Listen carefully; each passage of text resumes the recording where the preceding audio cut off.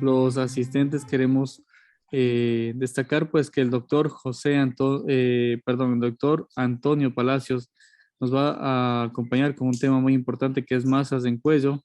El doctor Palacios es especialista en cirugía general por la Universidad Central del Ecuador, subespecialista en cirugía de cabeza y cuello por la Universidad de Sao Paulo, Brasil. Hospital das Clínicas, Instituto de Cáncer del Estado de Sao Paulo, Brasil. Médico tratante del Hospital Eugenio Espejo, a cargo de las patologías quirúrgicas de cabeza y cuello. Extratante de cirugía general y cirugía de cabeza y cuello del Hospital Quito número 1 de la Policía Nacional del Ecuador.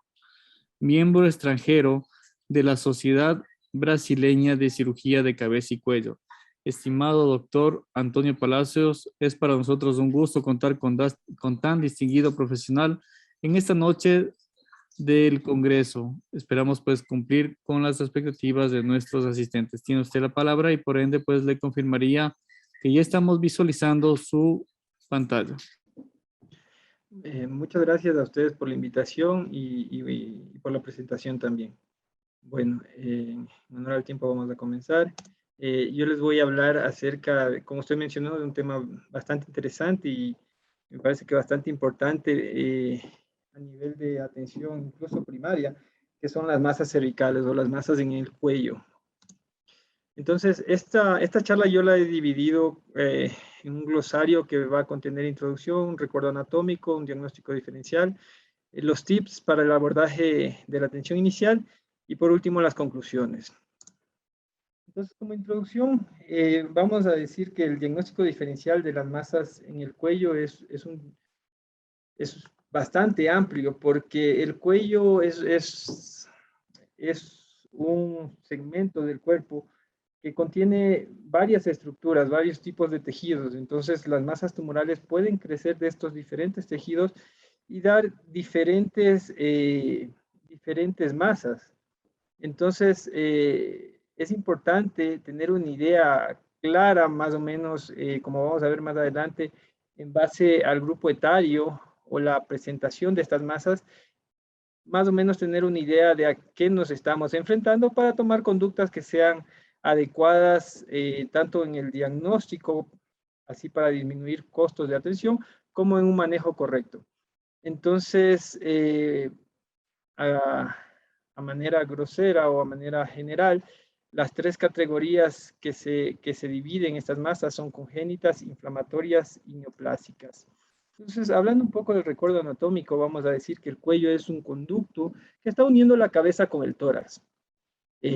Tiene como límite superior, pues, el mentón en la línea media y en la línea inferior, pues, el manubrio external. Ya lateralmente tenemos el borde inferior del hueso de la mandíbula y en la parte posterior las apófisis mastoides.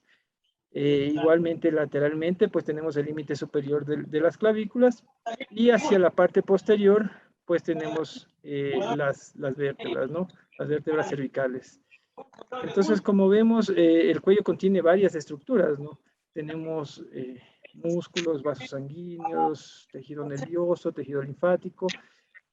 De manera fácil podemos topográficamente dividir primero al cuello en dos triángulos, un triángulo anterior y un triángulo posterior, que va a estar delimitado en su mitad por la línea que forma el músculo esternocleidomastoideo, y en su parte posterior, con el músculo trapecio y la clavícula, pues sería el triángulo posterior. Ya en su parte anterior sería la misma línea con el ángulo de la... Ay, no.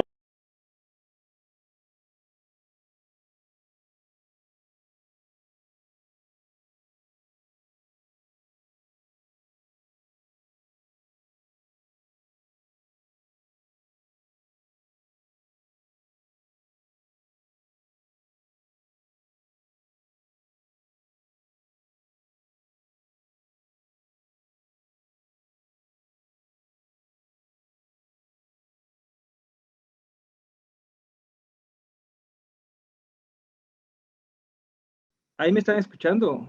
Perfecto, ahí sí, muy bien. Hola. Desde, no me escucharon nada de lo que había hablado. No, sí, sí le estábamos escuchando hasta la primera, segunda, tercera, hasta la... A ver, entonces estamos ahí. Exactamente, ahí, doctor. Ok, vamos. Ok. Entonces les decía que bueno, el cuello es un conducto, un conducto que une a la cabeza con el tórax, ¿no? Y que como límites superiores tiene a la mandíbula en la parte lateral, anterior, en la línea media al mentón, ¿sí? Y en la parte inferior, pues al manubrio external, al borde superior de la clavícula, y ya en su parte posterior, pues lateral al músculo trapecio, y hacia más posterior tenemos las vértebras. Ya en la parte superior profunda tenemos la apófisis esteloides y eh, las apófisis pterigoideas como límites de lo que sería el cuello. Entonces el cuello, a manera grosera, lo podemos dividir topográficamente en dos triángulos, un triángulo anterior y uno posterior, que en su división media va a estar determinada por el músculo esternocleidomastoideo, que se inserta en su porción superior en la apófisis mastoidea, y en la porción inferior pues tiene dos segmentos, uno que se va a insertar en las clavículas y el otro en el esternón.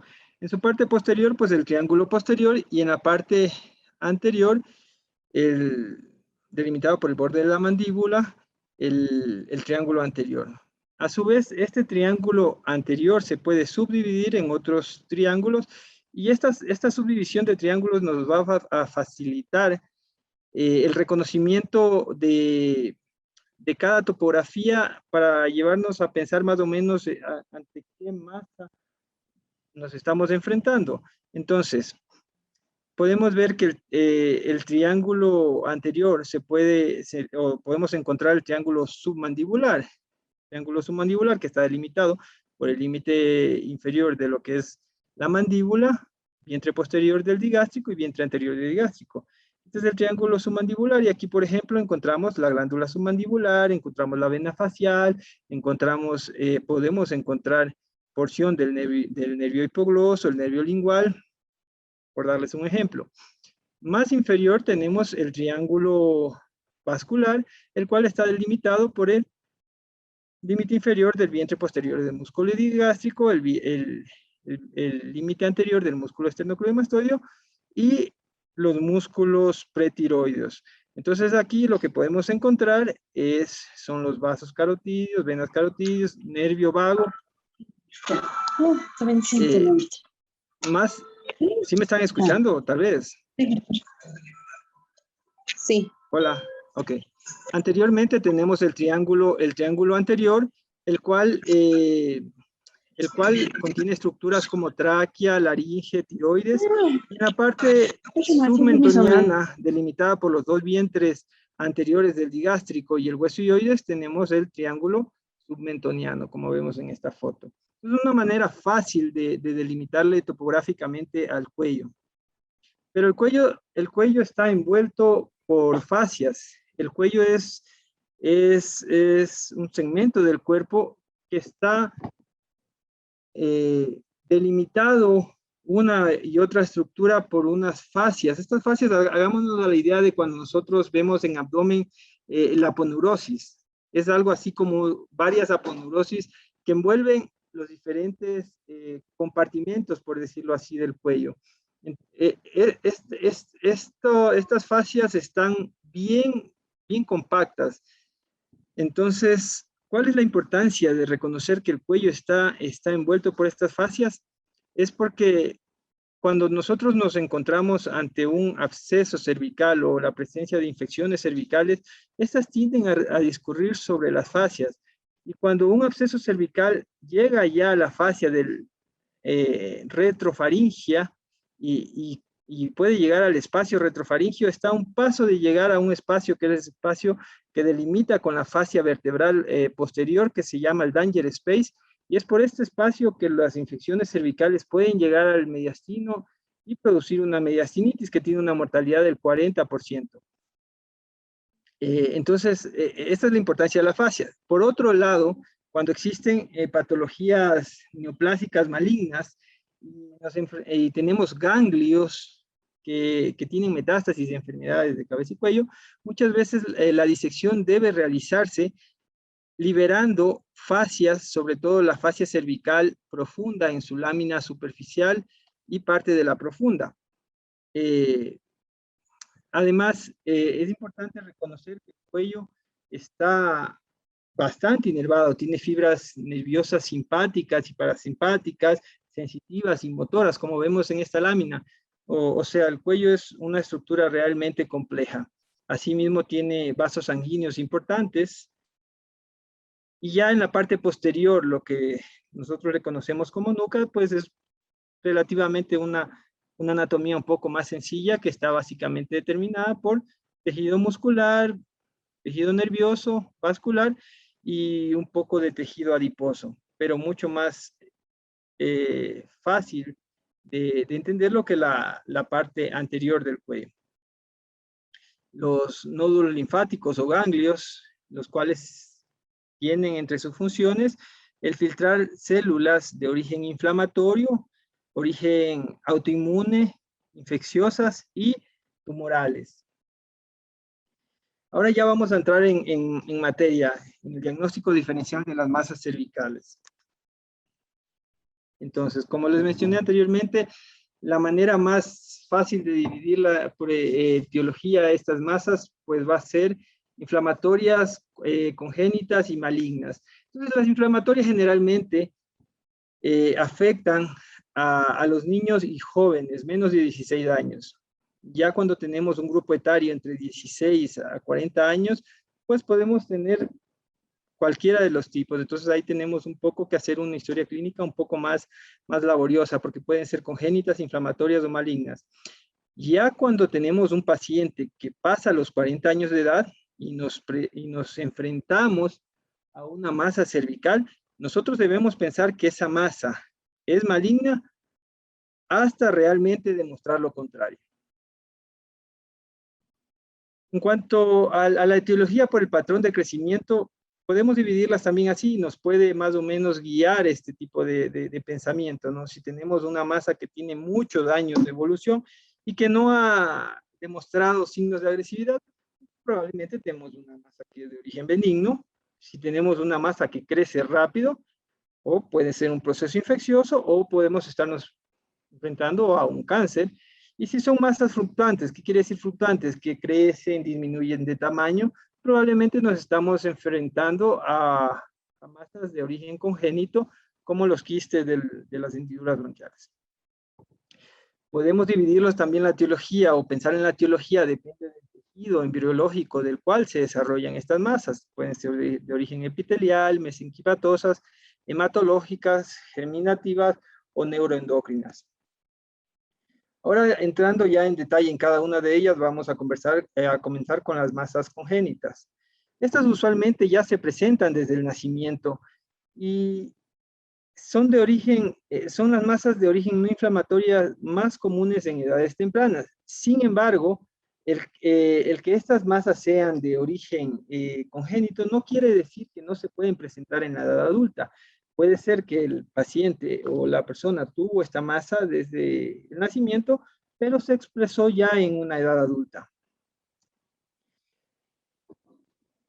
Entonces, tenemos los quistes de las hendiduras branquiales. Si nosotros recordamos, y bueno, y tal vez el panel, como es más joven, está más fresco en los conocimientos embriológicos, recordemos que nosotros embriológicamente somos primero arcos branquiales, ¿sí? Estamos determinados por ectodermo, mesodermo, endodermo, y en base a esto somos los arcos, las hendiduras y las bolsas branquiales.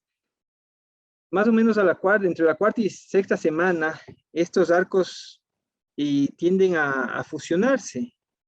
Y generalmente el cuarto y el sexto se pierden. Y en la fusión de estos arcos branquiales, estas hendiduras deberían cerrarse para formar las diferentes estructuras en la cabeza y cuello. Cuando estas estructuras no se cierran por completo, podemos tener tres tipos de anomalías o malformaciones congénitas, como puede ser un seno, un quiste o un o una fístula, ¿no? ¿Cuál es la diferencia entre uno y el otro? Pues el seno es una bolsa que tiene comunicación hacia un lado, el quiste no tiene comunicación y la fístula tiene comunicación bilateral. Los diferentes malformaciones de quistes de las hendiduras branquiales vamos a tener que pueden ser del primer arco, del segundo arco, del tercer arco o del cuarto arco branquial. ¿Cuál es la más común? Pues la del segundo arco, ¿sí? Aquí vemos un esquema que pareció bonito, es del UpToDate. Entonces, la del primer arco podemos tenerlo como bolsa o como fístula. No sé si ustedes han visto, tal vez hay personas que tienen un orificio preauricular. Eso es una malformación de la primera hendidura branquial, es una fístula, ¿sí? Más adelante van a ver una forma de quiste o de bolsa. Y la más común, como les mencioné, es la la de la segunda hendidura branquial, la cual a su vez tiene una subclasificación que se llama de Bailey, dependiendo de su relación en base al músculo esternocleidomastoideo y a los vasos carotídeos. Esta fue una paciente que yo vi en el hospital de la policía, una paciente joven, unos 16, 17 años, que llegó con una masa en el nivel 2, o aquí vemos a unos 3 centímetros abajo del ángulo de la mandíbula. Ese es el nivel 2A porque está adelante del músculo esternocleidomastoideo. Y ella llegó con una masa de crecimiento rápido que tenía como antecedente un episodio de resfriado que la paciente tuvo y creció la masa.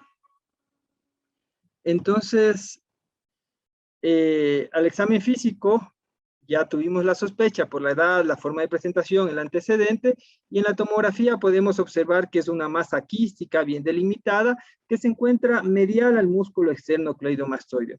Pues efectivamente esta masa se trató de una malformación de segunda hendidura branquial. Ahora acá tenemos una paciente ya mayor, una paciente de aproximadamente unos 48 años de edad. Vemos que no es tan joven, pero esta paciente había tenido un antecedente de que hace más o menos 15 años ya había sido operado de una masa, aquí vemos una cicatriz, en la región infraauricular izquierda. De lo que ella comentaba, le habían hecho una resección y luego la masa volvió a nacer, o volvió a desarrollarse, o recidivó. Hicimos los estudios de imagen, los estudios pertinentes, y luego en la cirugía, pues encontramos que aquí el diagnóstico diferencial podría ser también una masa dependiente de la parótida, ¿no? De la porción caudal de la parótida, pero en realidad nos encontramos con una masa quística que se dirigía hacia la porción inferior. Aquí con la pinza intentamos, no salió bien la foto, identificar en dónde está el nervio facial a la salida por el agujero estilomastoideo, y esta masa llegaba a su porción final o la base de esta masa en la porción inferior de la salida de este nervio, cerca del conducto auditivo interno. Entonces, el histopatológico determinó que se trató de una masa del primer arco branquial o de la primera hendidura branquial. En porcentaje, la de la segunda hendidura representa el 95% de estas malformaciones, mientras que las del primero representan entre el 2 al 3 máximo por ciento. Ya más raras son las del tercer o cuarto arco.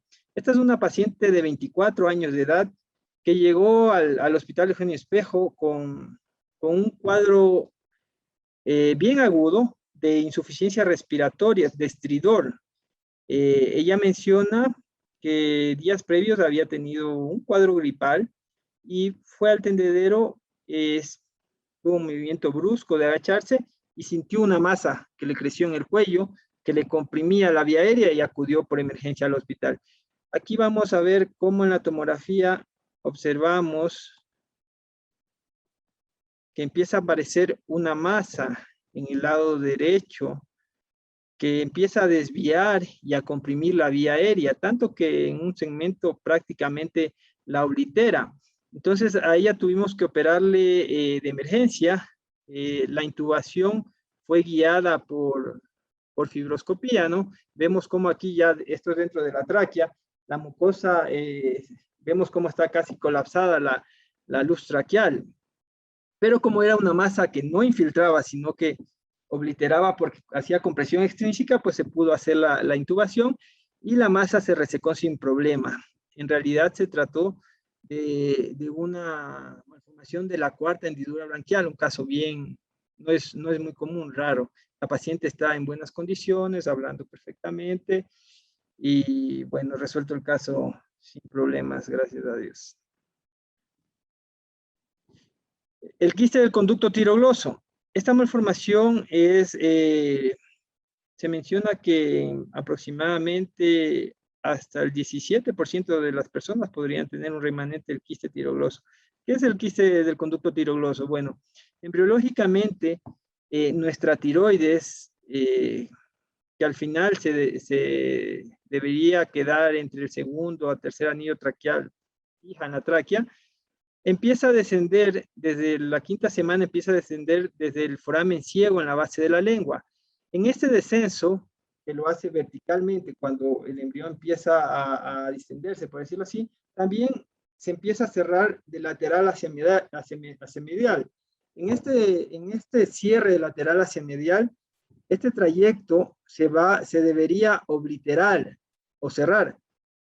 Y este trayecto justo coincide que pasa por la mitad de la porción del cuerpo o la porción medial del hueso ilioides. Cuando este trayecto no se cierra, da paso a que se forme un conducto del tirogloso, y cuando los pacientes tienen afecciones respiratorias del tracto aéreo superior, pues pueden llenarse de líquido o secreción de la orofaringe y evidenciarse la presencia de un quiste a la altura, obviamente, principalmente del hueso ilioides. Y al examen físico existe una maniobra que se llama la maniobra de Siso, que consiste en agarrar el quiste y erróneamente se piensa que se le debe pedir al paciente que debe deglutir, pero no es esa la maniobra, porque cuando nosotros deglutimos, en realidad se eleva todo el complejo laringotraqueal, o sea, elevamos todo. Lo que debemos pedirle al paciente al contener la masa entre nuestro dedo índice y pulgar es que el paciente abra la boca, saque la lengua, meta la lengua. En este saca y mete de la lengua, la masa se nos escapa de los dedos y es una maniobra de Simson al examen físico positiva que nos hace sospechar sobre un quiste del conducto tirogloso como diagnóstico diferencial de otras masas de la línea media. Tenemos también de origen congénito los tumores vasculares como los hemangiomas, que pueden ser de tipo capilar o cavernoso mixtos. Estas lesiones generalmente que se presentan en los pequeños, de los infantes, y tienden a desaparecer o disminuir bastante de tamaño durante el primer año de vida. Más del 90% de estas lesiones desaparece o disminuye considerablemente en el primer año de vida, por lo tanto no hay mucha conducta que hacer. Y cuando se mantienen preparados pediátricos de propanolol, ayudan mucho al tratamiento de estas masas. Tenemos también malformaciones vasculares como el hemangioma o el linfangioma o el higroma quístico.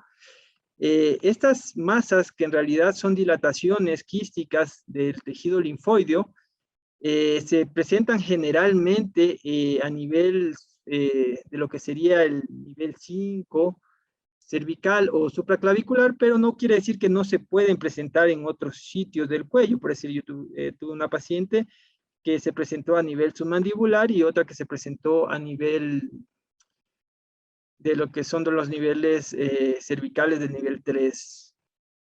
Entonces, hay una maniobra bien sugestiva de que estamos ante un linfangioma, que es en un cuarto oscuro hacerle una maniobra de transiluminación, algo parecido a lo que se hace con el hidrocele, ¿no? Entonces vemos la transiluminación y es bien sugestivo de que estamos ante un linfangioma. Ahora, hay veces que estos linfangiomas pueden contener tejido hemorrágico. Fue el caso de esta paciente, la cual la maniobra era negativa y sin embargo fue un linfangioma. Esta es la pieza de la última foto de la paciente. la resección. Estos linfangiomas pueden ser macro o microquísticos y no siempre el tratamiento es quirúrgico, ¿no? Existen otras terapias en las cuales se puede esclerosar estas masas, puede hacerse con bleomicina o antes se conseguía un compuesto que se llama OK234, que es un liofilizado de estreptococo, que producía una respuesta inflamatoria severa y esclerosaba las paredes de este quiste. En los recién nacidos podemos tener masas como teratomas, ¿no? Teratomas que contienen tejido embriológico de las diferentes líneas germinativas y que pueden contener diferentes estructuras embriológicas en su interior. Estas masas, cuando se presentan en estos pequeños, pueden ser peligrosas, ya que pueden comprimir la vía aérea y muchas veces se necesita hacer cirugía intraútero o al momento del nacimiento, incluso con traqueostomía. Tenemos los quistes dermoides, que son quistes en realidad dependientes de tejido de anexos de la piel, que generalmente contienen un contenido un poco espeso, sólido. Aquí podemos ver un paciente que tiene una masa y nos podríamos confundir con un quiste del conducto tirogloso, probablemente, pero no lo es un quiste dermoide. Y obviamente es muy importante definir de qué se trata antes de la cirugía, porque la resección va a ser diferente. Cuando nosotros nos enfrentamos a un quiste del conducto tirogloso, nuestra resección por la fisiopatología debe llegar hasta la base de la lengua, no hasta el hueso ilioides, sino hasta la base de la lengua, y con eso se disminuye considerablemente el riesgo de recidiva. Mientras que en este quiste, pues la resección solo del quiste es el tratamiento, no debemos irnos más allá de la resección del quiste. Podemos encontrarnos también con un laringocele, que es una dilatación sacular a nivel del ventrículo laringio, ¿sí? Bueno, si nosotros por dentro vemos en un corte coronal, pues nosotros tenemos la laringe dividida en supraglotis, glotis y subglotis. La supraglotis es todo lo que se encuentra arriba de las cuerdas vocales verdaderas, y sobre esto, sobre el ventrículo, más o menos por aquí, es por donde se produciría esta dilatación llamada laringocele, la cual su tratamiento es quirúrgico. Luego tenemos las masas inflamatorias. Las masas inflamatorias generalmente son secundarias a infecciones y generalmente son adenopatías que siguen a una infección ya sea bacterial o viral o puede ser por micobacterias. Justamente ahora en el hospital tenemos un paciente que está con la sospecha de tuberculosis extrapulmonar, en la cual los ganglios en el cuello pueden contener este micobacterio y pueden tener adenopatías, que de hecho son difíciles de resolver a menos de que se instaure el tratamiento dirigido. Y podemos tener otro tipo de misceláneos dentro de las masas inflamatorias que pueden ser incluso autoinmunes, como sarcoidosis, amiloidosis, enfermedades de histocitos, son enfermedades mucho más raras, o enfermedades granulomatosas. Este es el caso de un pequeño que se le drenó un absceso en el cual una bacteria migró por el conducto de esteno, el conducto que drena la glándula parótida, una bacteria de la boca, y en la cauda o en la porción inferior de la parótida creó este absceso aquí a nivel del cuello. Sí, el tratamiento pues hubo que drenarle y el paciente mejoró.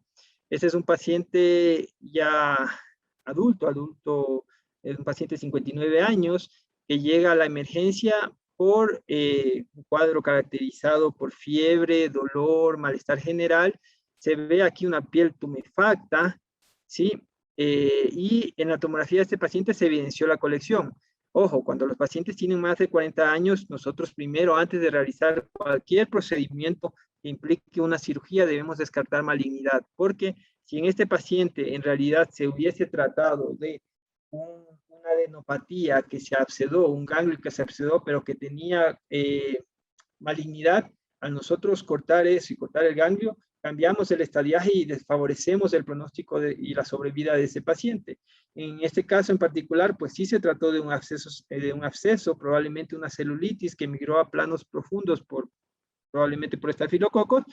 Este es un paciente que es un vendedor ambulatorio, que dice que siempre carga una mochila pesada, y que suda y todo eso, entonces probablemente esa sea la fisiopatología del absceso en este paciente, ¿no? Y luego tenemos las masas neoplásicas malignas.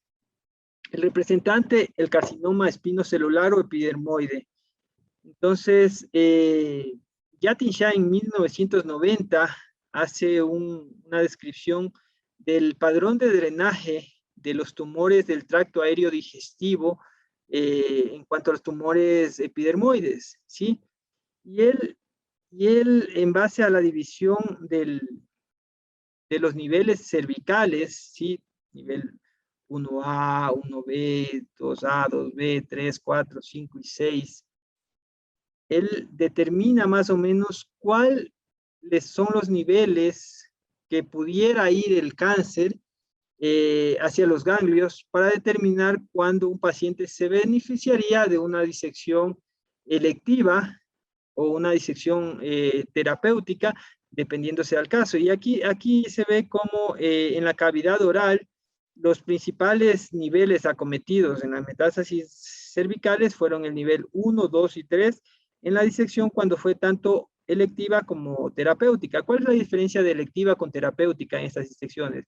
En la electiva es cuando nosotros tenemos un paciente que no hemos encontrado ni al examen físico ni a la imagen la metástasis en el cuello, pero existe un riesgo en este tipo de cáncer espinocelular mayor al 15%, entonces, yo tengo un cáncer de boca y yo sé que tengo, así no encuentro la imagen, más del 15% de que haya metástasis, yo voy a resecar el cáncer de boca y hago una disección del cuello electiva y como yo sé que el padrón de drenaje es 1, 2 y 3, me llevo esa disección que se llama suprahomoidea.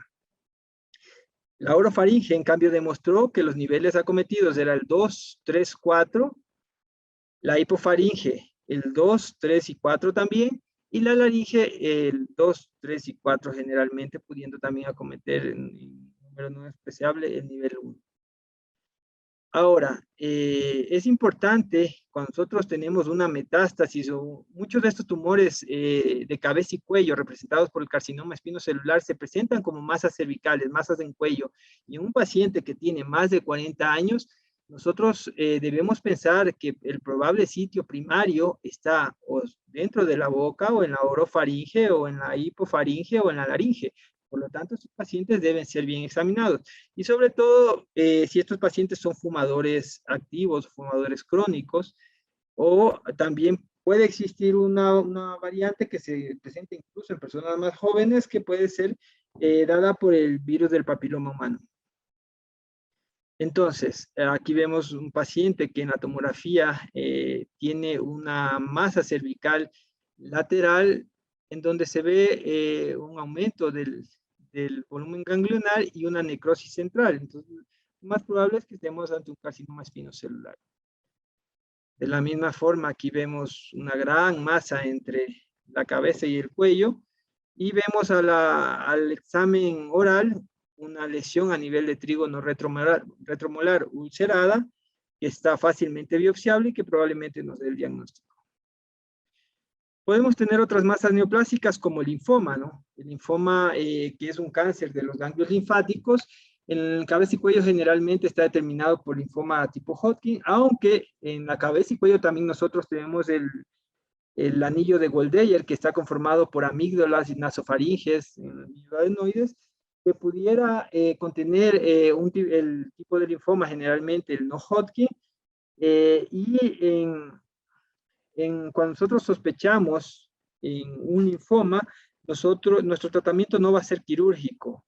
Nuestro tratamiento va a ser quimioterapia o radioterapia o a veces terapia, quimio-radioterapia, dependiendo del tipo de linfoma. Y el diagnóstico de linfoma generalmente se lo obtiene con una biopsia de un ganglio que debe contener cápsula. La biopsia es diagnóstica, no es terapéutica.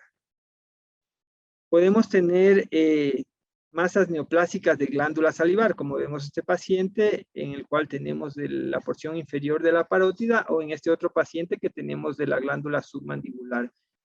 Ambas glándulas son glándulas salivarias mayores, ¿no? Importante recordar la parótida, su relación íntima con el nervio facial, el cual sale del agujero estilomastoideo y la divide, es una división no real, sino en realidad es el nervio que pasa a nivel de la parótida y hace que se divida en un lóbulo superficial y profundo. Y la glándula submandibular, que de igual manera está en relación, no tan íntimo como acá en el facial, pero tiene relación con el nervio hipogloso, con el ramo marginal del nervio facial, con el nervio lingual, y son estructuras importantes y que se deberían tener en cuenta sobre todo ante una cirugía. Otras masas como el paraganglioma o el tumor carotidio o chemoadectoma, cualquiera de los nombres es lo mismo, es una masa de crecimiento neuroectodérmico de células de la cresta neural, el cual crece a partir de las células del bulbo carotidio, ¿sí?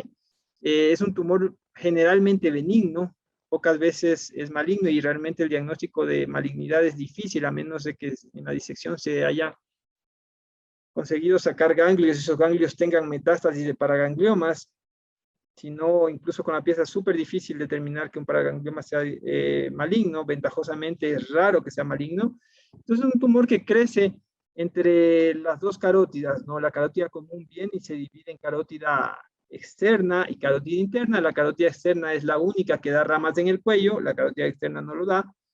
Y luego este tumor, que es de crecimiento lento, conforme va creciendo, Chamblin determinó una clasificación en base al contacto que tiene este tumor con la circunferencia de los vasos carotídeos en tres tipos, ¿no? 1, 2 y 3. Es muy difícil determinar, a menos de que se haga un examen de rutina de cuello, un eco, una tomografía, ver que hay una masa, encontrarles en Chamblin 1, que sería lo ideal porque la cirugía va a ser más fácil, las complicaciones probablemente sean menores, ya que aparte del contacto con vasos sanguíneos, como vemos aquí estas líneas amarillas son nervios. Tenemos el nervio vago por acá, el nervio epigloso por acá, el laringio superior por acá. Entonces, mientras más pequeño sea el tumor, más fácil es la cirugía, ¿no? Ya cuando tenemos un Chamblin 3, la resección a veces nos obliga a tener que ligar o hacer injertos vasculares. Recordemos que la carótida interna es aquella que va a nutrir al cerebro de cada lado, ¿no? Va a llevar el flujo sanguíneo arriba para anastomosarse por medio del polígono de Willis en el cerebro. Y aquí tenemos una paciente en donde se le ve una masa, ya esta masa ya ha crecido. Vemos aquí, esto es un Chamblin 3, ¿sí? Otro tumor puede ser el schwannoma. El schwannoma es un tumor de tejido nervioso, ¿sí? Este fue un paciente de 18 años que lo operamos en el Eugenio Espejo. Como podemos ver aquí, una gran masa que se va hacia el espacio parafaringio, ¿sí? Aquí está la faringe, entonces hacia el espacio parafaringio. Y como podemos ver, estos dos aquí serían los vasos carotídeos. Entonces están medial al vaso carotídeo. Y por ubicación, nosotros sospechamos que se trataba de un schwannoma. Se le programó la cirugía, como ustedes pueden ver, aquí está la carótida común, la división, carótida externa, interna, las diferentes estructuras, nervio hipogloso por acá, se logró liberar el tumor y finalmente resecar sin complicaciones. Podemos tener otras masas neoplásicas como lipomas. Los lipomas son generalmente tumores bien encapsulados, benignos, ¿sí? Que generalmente dan un plano de resección fácil, ¿sí? Sin embargo, pueden haber ciertos lipomas que también, en pocos casos, pudieran ser malignos. Esta foto de aquí es interesante porque hay un síndrome que se llama síndrome de Madelung. Generalmente se da en personas alcohólicas y tiende a la formación en cuello, en extremidades y en troncos de lipomas simétricos bilaterales. Otras masas neoplásicas que nos encanta a nosotros en cabeza y cuello, probablemente sea de lo que más operamos en cabeza y cuello, son las masas de las tiroides, las cuales pueden ser benignas, como en el caso de estas dos pacientes, donde tenemos un bocio. Un bocio es un crecimiento no maligno ni inflamatorio de la glándula tiroides. Esa es la definición de bocio, ¿sí? Y la indicación para operar, pues un bocio que está comprimiendo la vía aérea o es un bocio que se está yendo hacia el mediastino, hacia el tórax. Pero podemos tener también masas tumorales malignas, el cáncer de tiroides, el cual generalmente es tranquilo, de buen pronóstico, lenta progresión, ¿sí? Generalmente cuando es diferenciado, y en estos diferenciados del papilar clásico. Pero existen variantes que son un poco más agresivas, como podemos ver. Este era un paciente que llegó ya con una obstrucción franca de la vía aérea, en el cual él llegó con un estridor bien marcado y tuvimos que hacer una traqueostomía transtumoral, la verdad, paliativa. Como podemos ver aquí, ya casi entre la transición de cuello y tórax, nos daba un espacio para realizar la traqueostomía. Este llama la atención porque es como un cuerno que la paciente tiene en el cuello, pero en realidad se trataba de un cáncer que crecía en la porción medial de la tiroides, en el istmo de la tiroides, entonces fácilmente evidente el tumor. Podemos tener otros tumores en la cabeza y cuello, como este de aquí. Este de aquí es un tumor de piel, en realidad del tejido conjuntivo de la piel, de la dermis. Es un tumor que se llama dermatofibroma protuberans, que es un tumor que generalmente comienza pequeño como un hematoma o como una cicatriz y que progresivamente va creciendo e infiltrando los tejidos. Tumor maligno, ¿no? Entonces, bueno, diagnóstico diferencial, un tema un poquito extenso. He intentado recopilar casos propios de mi labor diaria en la especialidad y probablemente los más representativos. Sin embargo, de largo no están incluidos todas las masas, pero yo quiero que se lleven la idea clara de más o menos el diagnóstico diferencial en base a la edad, el tipo de evolución y la ubicación topográfica del tumor, a qué nos podemos estar enfrentando. Entonces, en cuanto a los tips, primero debemos hacer una historia clínica completa, como en cualquier otra patología, la inspección de lesiones cutáneas, porque muchas veces las adenopatías en el cuello pueden responder a una metástasis de un carcinoma espinocelular o de un melanoma. Es rarísimo que un vaso celular dé metástasis al cuello. Esto estoy hablando de tumores en cabeza y cuello de la piel. Y como en cabeza y cuello es la zona que más está expuesta al sol, pues más del 80% de los cánceres de piel son en cabeza y cuello. Debemos realizar una otoscopía, una revisión de pares craneales, rinoscopía, oroscopía. La oroscopía debe ser sistemática, siempre bien realizada. Hay que palpar la cavidad oral, la palpación bimanual de la glándula submandibular, de la parótida, la orofaringe, la palpación del cuello debe ser sistemática también por niveles. Es importante cuando nosotros palpamos el cuello, si palpamos tiroides, hacerle hiperextender al paciente el cuello. Es más fácil ubicar el cricoide, referencias anatómicas, porque abajo de eso, 1,5 centímetros más o menos, encontramos el istmo lateral a tiroides. Y cuando vamos a palpar ganglios, sobre todo de los niveles laterales, pues nosotros le vamos a hacer al paciente que flexione, porque los ganglios generalmente se encuentran medial al músculo esternocleidomastoideo, entre el esternocleido y la vena yugular interna. Siempre ver si hay agrandamiento o asimetría de las amígdalas. Esto nos hace sospechar el linfoma de amígdala. Y una nasofibrolaringoscopía que puede ser flexible, idealmente, la cual introducimos la cámara flexible a través de la nariz. Podemos ver nasofaringe, orofaringe, hipofaringe, laringe. Y si no tenemos la flexible, podemos hacer también una laringoscopía rígida.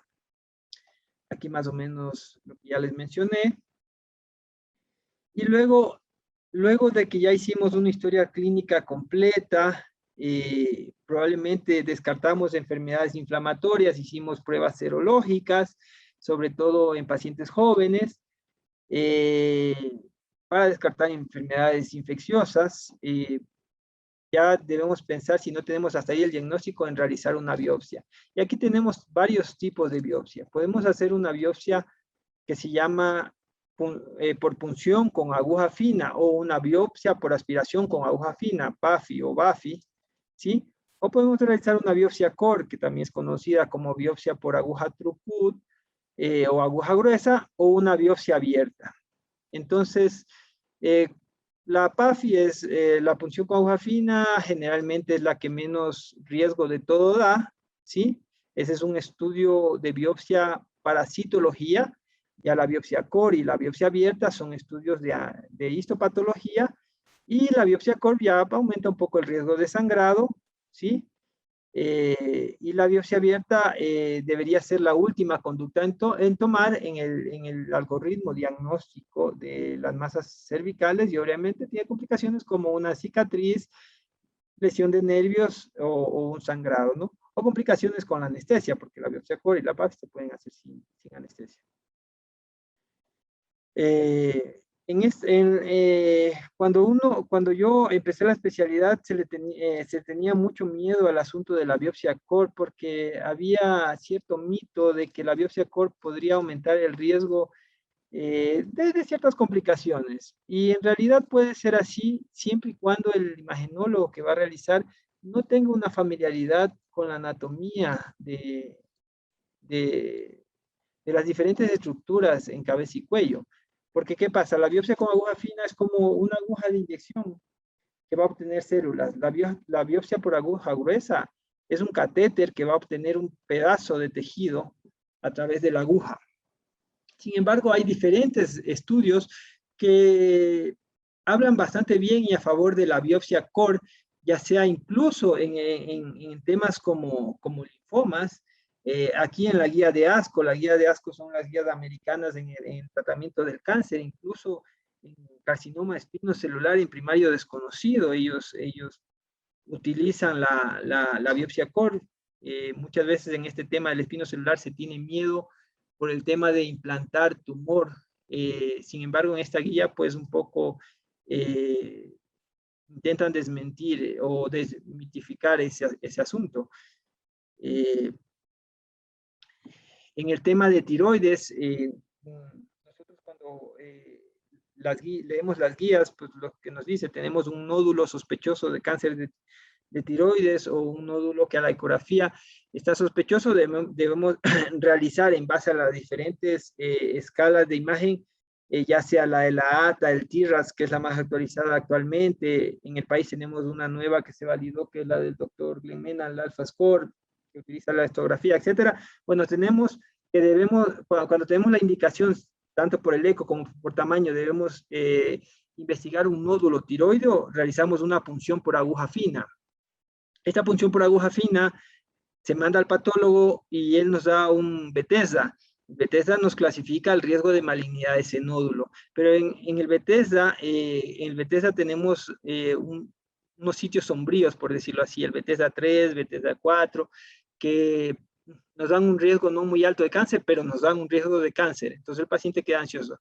Entonces este estudio comparó la biopsia core con la punción con aguja fina y determinó que sobre todo en el Bethesda 3 es prometedor el asunto de utilizar la biopsia core, porque estás tomando tejido y probablemente vas a ir a un diagnóstico de si se trata o no de un cáncer. Igual en glándula salivar, cuando nosotros hacemos una punción con aguja fina, la especificidad y la sensibilidad probablemente están en torno al 70-80% de la punción con aguja fina, que no es mala, pero tampoco es lo mejor. Ya en este estudio se demuestra que la sensibilidad en biopsia por aguja gruesa es del 94% y la especificidad del 98%. Entonces nos quedamos en qué biopsias podemos tener: biopsias con aguja fina, biopsia core y la biopsia abierta. En cuanto a imagen, ¿qué imagen vamos a solicitar cuando tenemos una masa cervical? Y aquí va a depender de qué masa cervical tenemos. Si es una masa que no es pulsátil, no es en la región de la parótida ni en tiroides, nos recomiendan primero hacer una tomografía con contraste IV o una resonancia como principal, ¿no? Si no, luego tenemos las otras opciones, como una ultrasonografía. Sin embargo, en nuestro medio, nosotros muchas veces nos basamos en guías que no son de nuestro medio, no siempre tenemos esos estudios a la mano tan fácil o por tema de costo. En nuestro medio sí es recomendable realizar un eco porque es lo más fácil, menos costo que vamos a tener ante una masa cervical. En la región de la parótida, el principal estudio, igual una tomografía con contraste o una resonancia. En la resonancia es interesante, hay un protocolo que se llama de difusión-perfusión, hace una curva en base a esta difusión y perfusión de las células y demuestra que el tumor puede ser maligno o no sin necesidad incluso de una biopsia. Y en parótida también el eco tiene un papel fundamental. Ya en masas en niños que no son igual de tiroides ni de parótida, una tomografía con contraste, resonancia magnética, eco. Entonces, ¿cuáles son las banderas rojas que nosotros tenemos cuando nos enfrentamos a una masa cervical? Primero, debemos, sobre todo en adultos, si una masa está presente más de 2 semanas, ojo, puede tratarse de algo que es maligno, cambios de voz reciente, disfagia o dinofagia, otalgia, de ipsilateral, pérdida de peso inexplicable, pérdida del apetito. ¿Cuáles son los factores de riesgo de un cáncer de cabeza y cuello, sobre todo de un espino celular? Es que el paciente sea tabaquista, que fume, el consumo de alcohol. El alcohol no es factor de riesgo directo, pero es un factor sinérgico al tabaco. O sea, un paciente que fuma y otro que fuma y toma, el que fuma y toma tiene un riesgo aumentado de cáncer en cabeza y cuello, un cáncer espinocelular. Pacientes mayores de 40 años, ojo, el HPV disminuye esta edad probablemente y se ve que en personas más jóvenes está dándose un incremento de esta curva en la incidencia. Antecedentes ya de neoplasias malignas en cabeza y cuello y antecedentes de lesiones cutáneas en cabeza y cuello. Características del paciente que pudiera tener un CA en orofaringe positivo para el virus del papiloma humano, edad más joven, sexo masculino, mayor número de parejas sexuales, menor exposición al tabaco, menor consumo de alcohol, generalmente es un nivel socioeconómico más alto y son pacientes que a veces hacen consumo de otras drogas. Entonces, ¿qué exámenes vamos a solicitar en la consulta inicial? Como ya vimos en la guía, una tomografía de cuello simple y contrastada, una ecografía de cuello, si sospechamos en masas del triángulo anterior o el triángulo muscular, tiroides y paratiroides, inicialmente, pese a que yo les mostré las guías de la biopsia core, que sí es un estudio súper bueno, yo les recomiendo siempre que posible, sobre todo en adultos pasados los 40 años, siempre, antes de lanzarse una biopsia core o una biopsia abierta, realicen la punción con aguja fina, porque la punción con aguja fina debería dar el diagnóstico de carcinoma espinocelular. Es un buen estudio para determinar si se trata o no de carcinoma espinocelular. Una vez que ya descartamos espinocelular, nos salió negativo, que no es espinocelular, vamos a estar más tranquilos para realizar una biopsia core. Y si solicitamos una biopsia core, es importante también saber quién la va a realizar. Hubo un caso de un colega que puso en una masa de parótida, realizar PAF versus biopsia core, o sea, le dejó a que el ecografista interprete, y el ecografista se lanzó de inicio por la biopsia core, y la paciente quedó con parálisis facial, porque probablemente lesionó el nervio facial en esa biopsia. La nasofibrolaringoscopía, importantísima, sobre todo en estos pacientes que sospechamos espinocelular, biometría hemática, anticuerpos ANA para ver enfermedades autoinmunes, la BCG, serologías para ver si no estamos enfrentándonos a enfermedades como puede ser un toxoplasma o un Epstein-Barr o un HIV que nos pudiera dar crecimiento de ganglios, y pruebas de función tiroidea si sospechamos en patología tiroidea, ¿no? Entonces, ¿cuáles son los retrasos en el diagnóstico cuando un paciente presenta un carcinoma espinocelular? Eso es importante porque el carcinoma espinocelular a los 3 meses o 2 meses de pasada o iniciado su sintomatología o de aparecer el cáncer, si nosotros tenemos un retraso mayor a 2, 3 meses, la sobrevida disminuye muchísimo en este paciente. Entonces es muy importante en un paciente mayor de 40 años que identificamos una adenopatía cervical, descartar rápido si se trata o no de un espinocelular como metástasis en el cuello, y si es un espinocelular, identificar el tumor primario. Estos retrasos se pueden dar debido al paciente, a que el paciente se descuida o por miedo no llega rápido a una atención adecuada, o podemos tener un retraso en el profesional o en el sistema de salud. El profesional pide muchos estudios innecesarios a veces y eso hace que el diagnóstico sea retrasado, o a veces no sabemos qué hacer y derivamos mal al paciente ante una adenopatía, una masa cervical que puede ser una metástasis de carcinoma espinocelular. Para finalizar, yo sé que estuvo un poco largo, vamos a hablar de los resúmenes y las conclusiones. Pues como resúmenes, cuando nosotros vemos o intentamos leer un poco de masas cervicales, vamos a encontrar un montón de guías sobre todo, ¿sí? Siempre es bueno basarse en las guías, pero también es bueno determinar si las guías son buenas, ¿sí? Y en este estudio, aquí hacen una revisión crítica de las guías para evaluación de las masas en cabeza y cuello en los adultos, y básicamente de 7 guías que identificaron, todas de buenos revistas o de buenos colegios o sociedades, se determinó que solo 3 cumplían realmente con alta calidad, sobre todo en la claridad de la presentación y la propuesta y la búsqueda de lo que estaban deseando estas guías. Entonces, solo estas 3 guías, la de Lao, la del ASCO y la del Hospital de Manitoba, fueron catalogadas realmente como guías buenas. Entonces, el diagnóstico diferencial de masas cervicales va a estar dado básicamente o de inicio en estas 3 categorías: congénitas, inflamatorias y neoplásicas. Y obviamente se va a sospechar en las diferentes características y antecedentes del paciente, así también por la ubicación de la masa.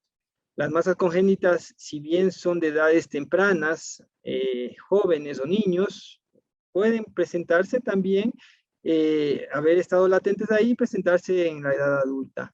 Las linfadenopatías menores a 2 semanas probablemente sean de causa inflamatoria o reactiva. El diagnóstico va a estar basado en una historia clínica y un examen físico adecuado. Como primera examen de elección vamos a tener la tomografía de cuello y la PAF. En nuestro medio, no olvidar el uso de la ecografía, ya que es un estudio sencillo, poco invasivo, barato, ¿sí? La biopsia core podría ser una solución, pero se recomienda aún que inicialmente vayamos a la punción con aguja fina, y la biopsia quirúrgica será siempre el último eslabón en el algoritmo diagnóstico, y cuando nosotros vayamos a hacer una biopsia quirúrgica, esta biopsia debería ser excisional. ¿Qué quiere decir excisional? Que vamos a sacar el ganglio o la masa completa, ¿sí? Porque si no podemos estar causando un daño más que un beneficio. Entonces, existe una regla del 80% en los pacientes mayores a 40 años, que dice que masas en cabeza y cuello, masas que no son dependientes de tiroides en cabeza y cuello en pacientes sobre los 40 años, del 80% de esas masas son neoplásicas, del 80% son malignas, y el 80% primario se encuentra en la cabeza y cuello. Entonces, proponer una excisión como propuesta inicial en una masa cervical no es una conducta adecuada, y el diagnóstico y tratamiento va a requerir un equipo multidisciplinario, un equipo que debe estar conformado probablemente por un médico clínico, por un cirujano, por un imagenólogo, porque el intentar hacer todo un solo especialista, muchas veces caemos en errores.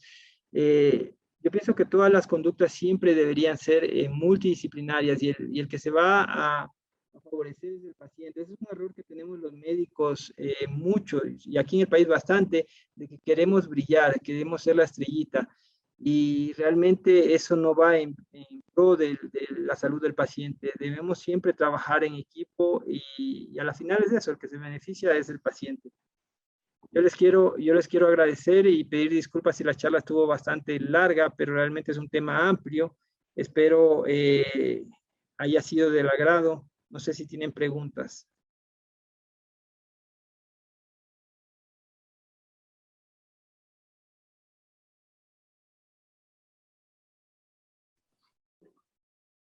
Estimado doctor, ha sido un gusto pues tener tan distinguido profesional y destacado en la materia de lo que son las masas de cuello. Queremos agradecer de parte del comité organizador, doctor Palacios, por su gentil compañía esta noche. Esperamos pues haber cumplido con las expectativas de nuestros queridos asistentes. Recordemos a los asistentes, por favor, realizar cualquier inquietud, pregunta, en base a la conferencia que se ha tratado el día de hoy, mediante el chat, por favor. Mientras tanto, estimado doctor, por favor, quisiera pedirle un favor especial si nos puede resumir su conferencia en un minuto. Muchas gracias.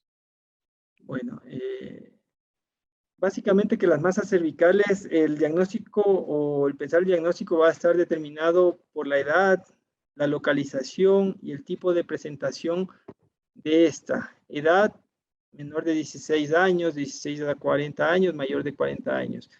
Menor de 16 años, lo más probable es que sea una masa de origen congénita, 16 a 40 años, puede ser congénita, inflamatoria o maligna. Mayor de 40 años, siempre pensamos maligno hasta demostrar lo contrario.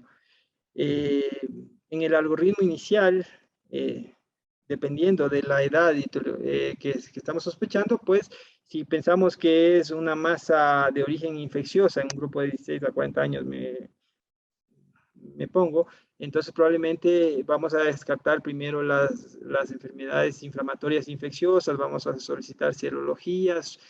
Si esto no nos da un diagnóstico, vamos a solicitar imagen, punción con aguja fina. Y el último eslabón es la biopsia de la masa, ¿sí? Eh, Básicamente yo creo que esa es la idea que yo quiero que lleven, es que masas en pacientes mayor a 40 años, hasta que no se demuestre lo contrario, cáncer. Y la última opción en una masa cervical es la cirugía.